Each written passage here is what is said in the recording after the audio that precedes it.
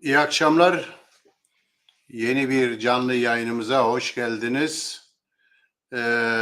Bu canlı yayında Almanya'daki yoksulluğa karşı, özellikle hayat pahalılığına karşı yapılacak olan eylemleri konuşacağız. Ama altta da gördüğünüz gibi öncelikle bu canlı yayınımızı sosyal medya hesaplarınızdan paylaşırsanız ya da WhatsApp gruplarınızda paylaşırsanız daha fazla insana ulaşmış olacağız. Çünkü önemli bir süreçten geçiyoruz. Bu süreçte özellikle pek çok ülkede hayat pahalılığının arttığını biliyoruz.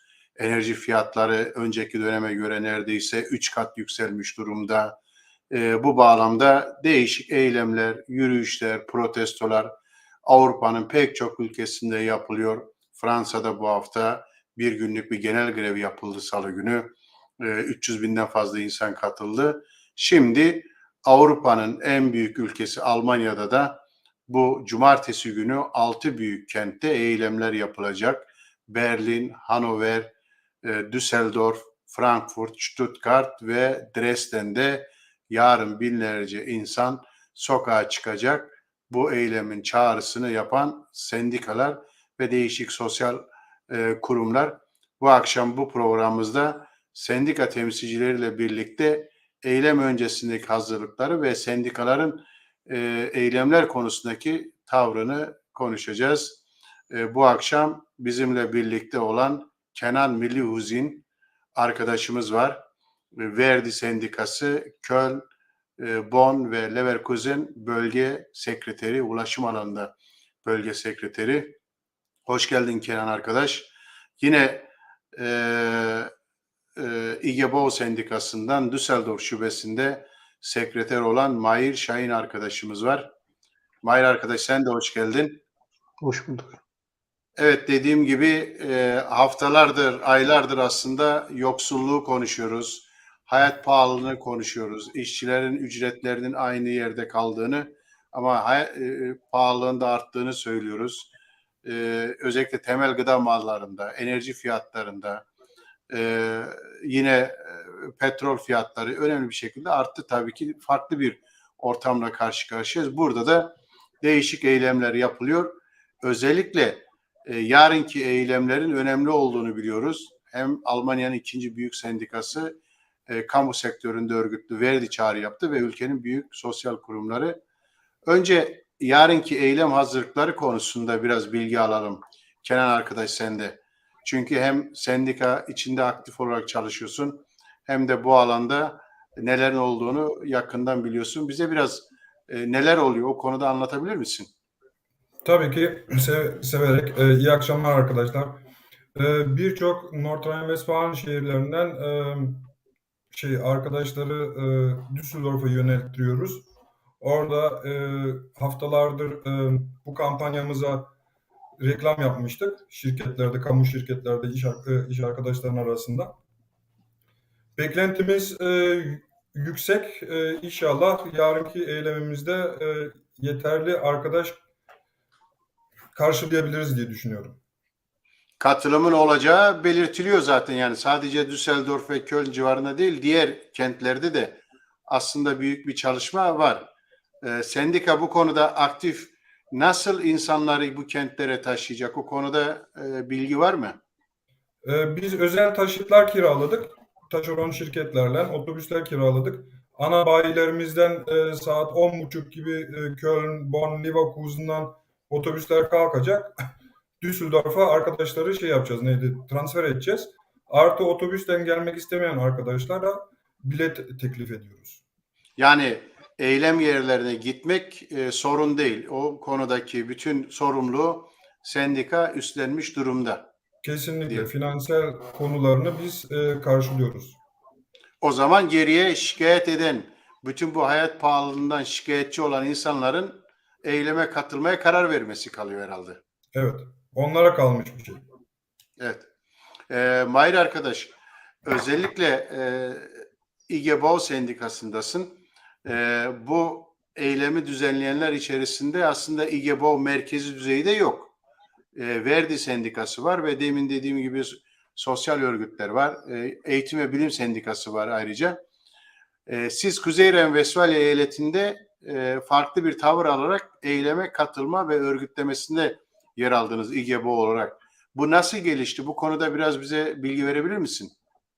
Tabii ki. Öncelikle iyi akşamlar tüm emekçilere, öyle başlayalım.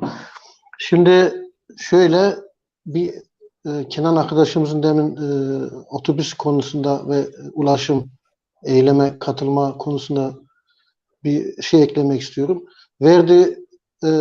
Ayarladığı otobüslerde şöyle bir avantaj da sağladı. Sendika üyesi olsun olmasın tüm emekçiler katılabiliyor. Onu da bir eklemiş olalım. Çünkü önemli bir nokta. Şeye gelelim. Sormak Yani isteyen istediğiniz. herkes Alman Sendikalar Birliği yani DGB'nin binasının olduğu yerde kalkacak olan sendikalar, en azından Köln'de öyle. Sendika binasının önünde kalkıyor. Diğer şehirlerde de belki öyle. Oraya vaktinde gidip Düsseldorf'taki eyleme katılmak istediğini söylemesi yeterli o zaman. Evet ama aslında önceden kayıt edilmesi gerekiyor. Hı hı. Şöyle genelde DGB binaların önünde kalkıyor. Örneğin Krefeld'de Fabrikeda, Bahnhof'un arkasında otobüs hareket edecek. Duisburg'da yine merkezi otobüs Bahnhof'undan. Yani bazı kentlerde değişiyor bu. Ama Evet. şöyle Solidarisch durch die Krise NRW sayfasından kayıt yapılması gerekiyor. Verdi Sendikası özel bir sayfa hazırladı. Orada bütün bilgiler mevcut. Şimdi İGEBO konusuna gelelim. İGEBO sadece bu eyalette eylemlere katılmıyor. Diğer eyaletlerde de birkaç başka eyalette de katılacak. Gelişmeler nasıl başladı? Şöyle DGB ve yani bu eyalet açısından Kuzey Ren-Vesfalya açısından DGB, NRW, Evet. IG Metall ve IG BTI yani Kimya Sendikası dışta kalarak ne yazık ki Verdi Sendikası işte IG Bau'da toplantılar yaparak yönetici ve yetkili işçiler, fonksiyoner dediğimiz yani sendikada görev almış Fonksiyonerleri, evet, görevli. işçiler tartıştı ve dedi ki evet biz sosyal protestolara katılacağız. Örneğin Köln'de yerel protestolarda da yer alıyor IG Bau Sendikası. Hatta diğer kentlerde de yerel anlamda protesto olursa katılacağımıza öyle bir onay da aldık. Katılmamız mümkün. Örgütlememiz mümkün. O da çok önemli bir nokta. NGG Sendikası da yine kendi içerisinde tartışmalar sonucu yani tabandaki tartışmalar sonucu bu eyalette de eylemlere katılacak. Bu olumlu bir şey. İyi bir tutum. Evet. O zaman şöyle yani sendikaların tabanında her ne kadar merkez verdiğiyle birlikte hareket etmiyorsa bile tabandaki şubelerde merkezin tutumundan farklı bir eğilim var ve bu şu anda da demin söylediğin gibi eylemlerde kendisini gösteriyor. Aynen ama şöyle bir şey daha ekleyeyim. Şimdi şu anlama gelmesin. IG Metall'da da tartışmalar var. Mesela Krefeld'deki şube de aslında yerel anlamda sosyal protestolara katılmak istediğini ve onlar da şubede, Krefeld şubesinde işte yaptıkları tabanla işte o yöneticiler düzeyinde toplantıda olumlu onay geldi. Ama yerel protestoya yani eyalet çapında değil. Eyalet çapında yani değil. Şu anlama geliyor aslında tabanlarda hangi sendika olursa olsun tabanda bir hoşnutsuzluk var. Şöyle yani hayat pahalılığına, bu zamlara karşı bir şeyler yapılması gerektiğine dair bir tepki var. Haklı bir tepki. Sendika üyeleri, işçiler, emekçiler bu konuda sendikalarımızın öncülük yapmasını bekliyorlar. Evet. Merkezle anlaşabildiğimiz kadarıyla yani eylemlerin örgütlenmesine katılmayan verdiği gibi sendikalar ise mümkünse şubeler dışarıda kalsın. Aslında yaklaşımı bu. Peki siz Kenan özellikle senden başlayalım. Her gün işte kamu alanında çalışan şoförlerle birliktesin, onlarla konuşuyorsun ya da değişik alanlarda insanlarla bir araya geliyorsun. Herkes mevcut durumdan şikayetçi mi yoksa ya bu durum iyidir deyip diyenler mi var? Kesinlikle şikayetçi ve büyük beklentileri var. Zaten biz geçen hafta toplu sözleşme, yani kamu için 2023'te toplu sözleşmemizin talebini açıkladık. 10.5 ama en azından 500 euro diye talebimiz var. İşverenlerden karşı tepki aldık. Kesinlikle bu çok yüksek bir meblağ diye. Ama arkadaşlara sesleniyoruz. Eğer bu rakama yaklaşmak istiyorsanız veya almak istiyorsanız kenetleneceksiniz, örgütleneceksiniz. Sokağa çıkacaksınız, greve katılacaksınız. O dediğin %10 da aslında enflasyon oranı, yani sendikanın istediği Almanya için enflasyon oranı şu anda geçtiğimiz ay %10.5'ti yanılmıyorsam. Aynen. Yıl ortalaması. %25. Tabii sektörler ve ürünlere göre ise çok daha yüksek. Evet. İşte enerji çok daha yüksek. Temel gıda malları. Kesinlikle. Buna göre o zaman aslında çok büyük bir ücret artışına talep etmiyor sendika. Şimdi şöyle 10.5 yüksek pozisyonlarda çalışan arkadaşlar için mevcut diyeyim. Yalnız biz otobüs şoförlerine baktığımız zaman o düşük sektörde çalıştığı için 500 euro bunlarda birinci klasta 18, yani %18 bir maaş artışı yapıyor. O da yani tatmin verici bir rakam. Ama bunu almak için kesinlikle örgütlenmek gerekiyor. Hani hayat pahalılığı, enflasyon hep diyoruz. Bundan herhalde daha düşük gelirli olan çalışan grupları daha fazla etkileniyor. Tabii ki. Senin baktığın, konuştuğun, gittiğin işletmelerdekilerin ortalama ücretleri bu ortalamanın altında mı yoksa üstünde mi? Ortalamanın altında. Şimdi onun üstünde de tabii ki arkadaşlar kamu şirketlerinde çalışıyor. Yalnız onlar az biraz şikayetçi. Onlar diyor ki yeniden idare edebiliyoruz. Yalnız dediğim gibi düşük seviyede çalışan veya düşük rakamda çalışan arkadaşlar çok şikayetçi. Hı hı. Arkadaşlar, yayınla ilgili görüş, önerileriniz varsa onları sosyal medya hesaplarımızdan altına yazabilirsiniz. Bunları arkadaşlarla birlikte konuşabiliriz. Onları yönelteyim. Bunu da bir hatırlatayım. Ayrıca yayını siz de paylaşırsanız arkadaşlarınıza çok daha iyi olur. Mahir, senin ilgilendiğin alan da daha çok temizlik alanı. Demin söyledim. Göçmenlerin çok yoğun olarak çalıştığı alan ve bütün bu hayat pahalılığından herhalde en çok onlar etkilenir ve onlar bunu hissediyorlar her gün yaşamında. Neler anlatıyorlar? Sen neleri gözlemliyorsun? Şöyle düşük ücretli işler, biliyorsunuz, temizlik alanı 11.55 iken biz 13 euroya çıkartmış durumdayız bu ay itibaren. Yani 1 Ekim itibaren %16.4'lük bir zamla saat ücretleri en alt ücret grubunda, yani 1 oluyor. Ücret grubu 1. %16 arttırmış durumdayız. Ama biz aslında var olan toplu sözleşmeyi öne çektik. Yani bu önemli bir çıkış.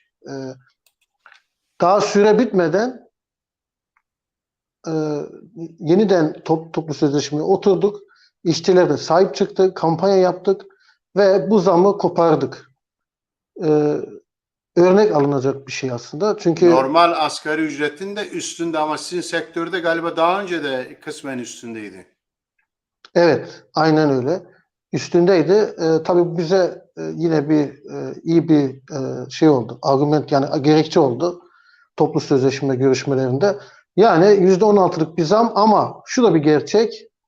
Bu 13 euroluk zam, yani 13 euroluk saat ücreti geldi gibi uçtu diyebiliriz. Evet. Yani gerçekçi olmak gerekiyor.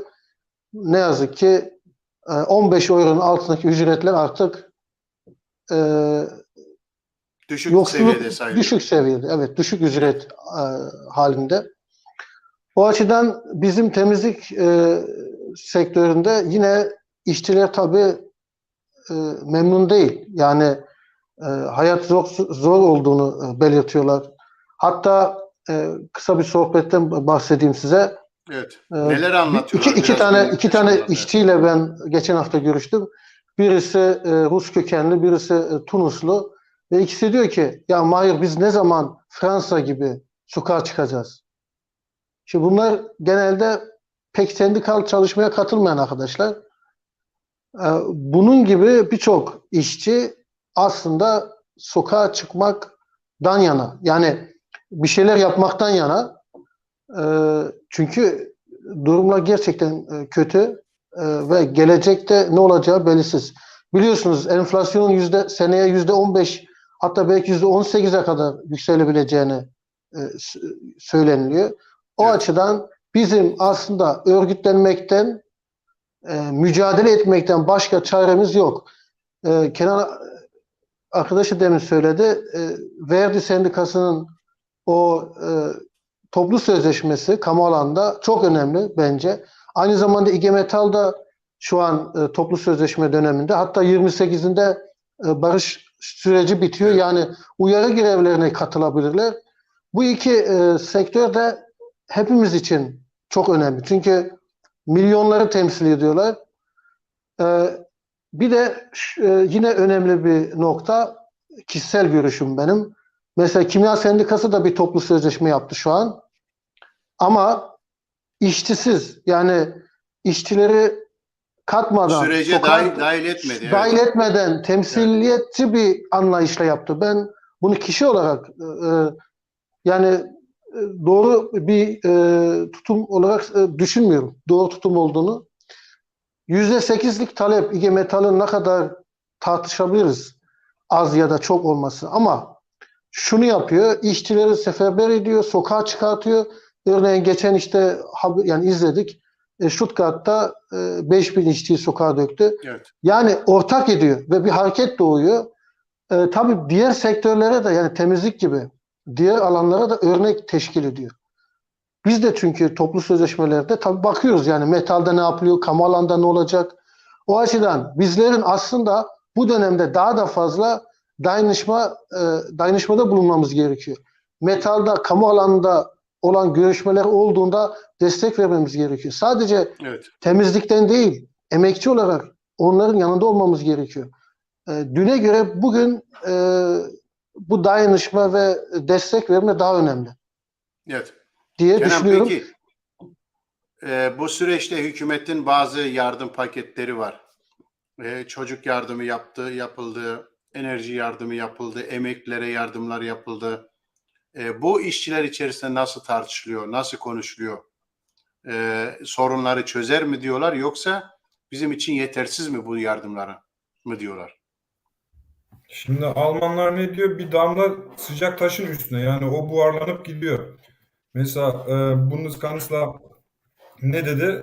Başbakan, Almanya'nın başbakanı. Eğer şirketlerin elinde para varsa 3.000 lira Evet. prim dağıtılsın dedi. Yalnız bir kamu şirketinde 3.000 euro kesinlikle veremez. Çünkü kamu şirketinde yani kamuyu bizler ödüyoruz. Yani vergilerimizle ödüyoruz. Evet. Yani vergilerimizi tutup da sen işçiye veremezsin. Yani nasıl bir sözleşme veya nasıl bir yani kesinlikle yani arkadaşlara anlatıyoruz. Çünkü arkadaşların hepsi soruyor. Toplu sözleşmede bu 3.000 euronun lafı geçiyor mu geçmiyor mu?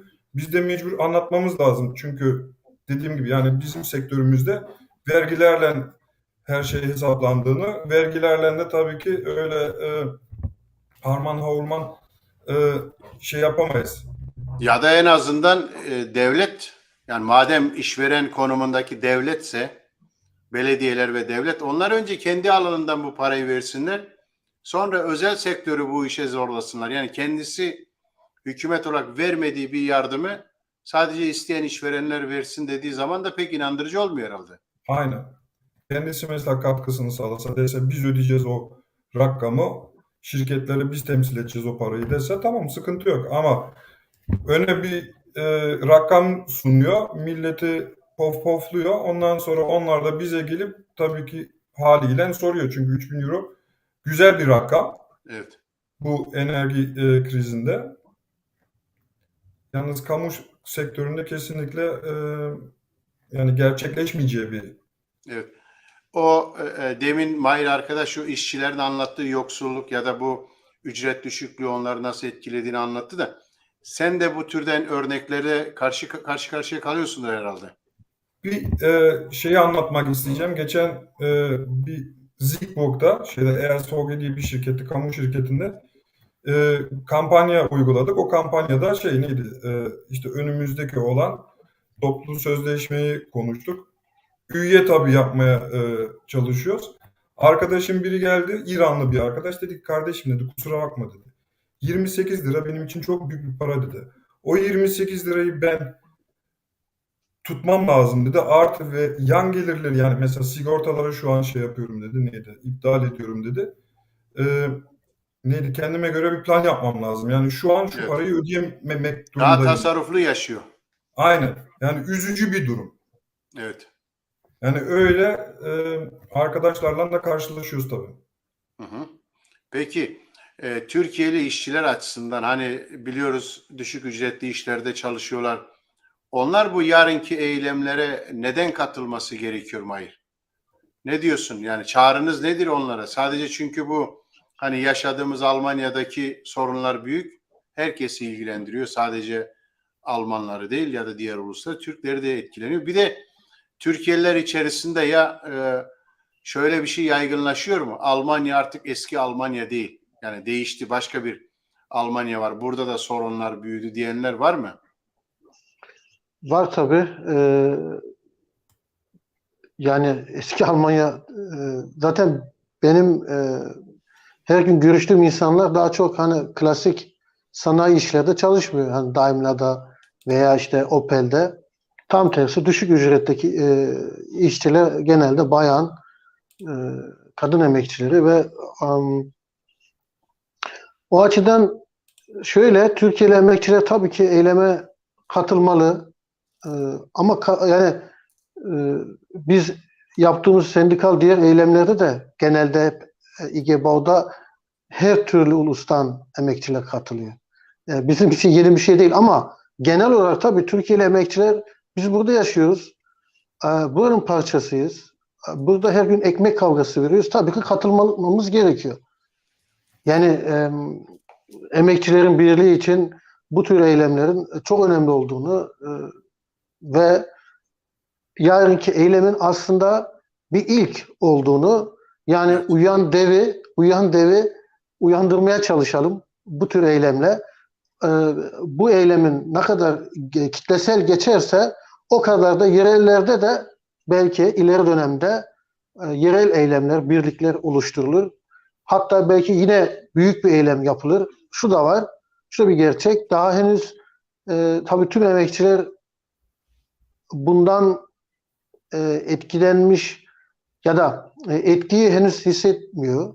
O da var. Ama bizim görevimiz sendikacı olarak, ilerici işçi, sendikacı, emekçi olarak tabii bu önümüzdeki dönem süreci anlatmak, izah etmek, yarın kitlesel bir şekilde katılmak. Yani sınıf çelişkileri de gittikçe yoğunlaşıyor. Yani bu işin kendiliğinden düzelmesi mümkün değil. Sınıf çelişkileri arttıkça bizim de sendikal olarak işçileri örgütlememiz gerekiyor. Toplu sözleşmelerle daha fazla dayanışma halinde olmamız gerekiyor. İş yerlerinde sendikalaşmak da yetmiyor sadece. Türkiye'li emekçilerimiz sendikalarda aktif görev almalı. Onu da söyleyelim. Evet. Yani bazen diyorlar ya dilimiz az ya da tam konuşamıyoruz. Öyle bir şey bence engel olmamalı. Engel de değildir aslında. Görev almalıyız. Verdi'deysen Verdi'de görev alacaksın. İGBAO'da veya diğer sendikada. Sade tabii ki üye olmak bir sendikaya yetmiyor maalesef. Çünkü demin de ilk başta söylemiştim. Tabanda tartışmalar var. Tabanın bu tartışmalarına katılmak gerekiyor. Sendika üyesi olarak da. Yön verebilirsiniz sonuçta. Evet. Kenan arkadaşın söylediklerine Braunschweig-Didif'ten bir yazı gelmiş. 3.000 euroluk hükümetin önerisi ücretlerde bir artış sağlamıyor. Yani bir sefer 3.000 euro verelim ama ücretleri arttırmayalım mı deniliyor? Yani ücret Hayır, artmasın ama 3.000 euro verelim.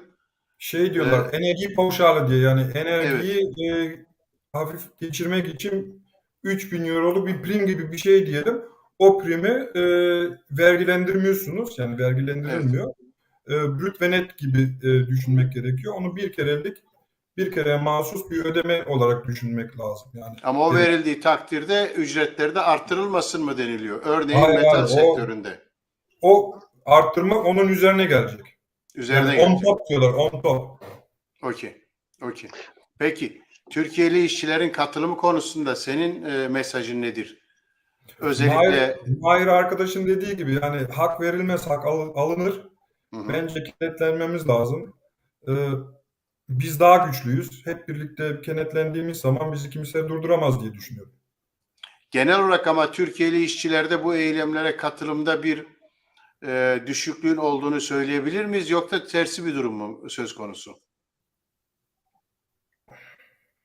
Bence öyle bir şey yok. Yani bizim eylemlerde mesela Kenan da belki bilir. Benim babam otobüs şoförlüğü yaptı uzun dönem. Onların çalıştığı iş yerinde neredeyse hepsi yabancı kökenliydi. Türk kökenli, Arnavut, Vesbus diye bir şirketti Krefeld'de. Şimdi genelde eylemlere biz göçmenler katılıyoruz. Yani öyle çekinmemize gerekmiyor bence. Evet. Evet. Ya da Kenan arkadaşımız tabii ne düşünür? Yok, ben senelerce Vespucci'yi temsil ettim zaten. Yani o Ee, alanda eylemlere katılmada bir sorun yok. hayır, Metalde kesinlikle. zaten geçmişten bu yana bir güçlü katılım oluyor aslında. Toplu sözleşme görüşmelerinde baktığımızda, işçilerin eylemlerine baktığımızda yoğun bir katılım aslında oluyor orada da. Şimdi şöyle demek lazım. Yani otobüs sektörüne dur dediğimiz zaman bunu herkes hissediyor. Zaten 2 senede Evet, bir dur diyoruz. evet. Ondan sonra otobüs, tramvay, tren bunlar devam yani şey yapıyor. Greve katılıyor hepsi. Yani bizi hissediyorlar. Biz hissedilir bir toplumuz. Evet. Peki, yarın için son söylemek istedikleriniz bir şey var mı? Özel olarak tahmininiz nedir? Nasıl bir ülke çapında bir katılım olur? Mahir arkadaşın dediği gibi yarın bir başlangıç. Hı hı. O başlangıca bakacağız. İnşallah yeteri arkadaşlar, yeteri eylemciler katılır. Ona göre de biz çalışmalarımızı devam sürdürürüz inşallah. Peki, teşekkürler. Mahir, senin söylemek istediğin bir şey var mı? Evet, ben Yeni Hayat Gazetesi'ne teşekkür ediyorum. Bu olanağı sunduğu için bizlere. Bence de yarın güzel bir gün olacak. Güneşli bir gün olacak. Düsseldorf hava durumuna baktım. Yani güneşli gün göreceğiz. Ama bu başlangıç. Devam edeceğiz. E, Yarın kaç insan gelirse gelsin mücadelenin yükselmesi gerekiyor. Tüm emekçilere katılım çağrısı yapmak istiyorum tekrar. Yarın alanlarda görüşmek üzere. Peki, çok teşekkürler katıldığınız için programımıza. Evet sayın seyirciler, deminden konuştuğumuz gibi hayat pahalılığına karşı, enflasyona karşı Almanya'da da sendikalar, işçiler sokaklara çıkmaya hazırlanıyor yarın. Sizler de katılıp güç verirseniz umarız daha iyi bir Almanya, daha iyi bir dünyada yaşamayı birlikte sağlarız diyorum. Teşekkürler, iyi akşamlar. İyi akşamlar.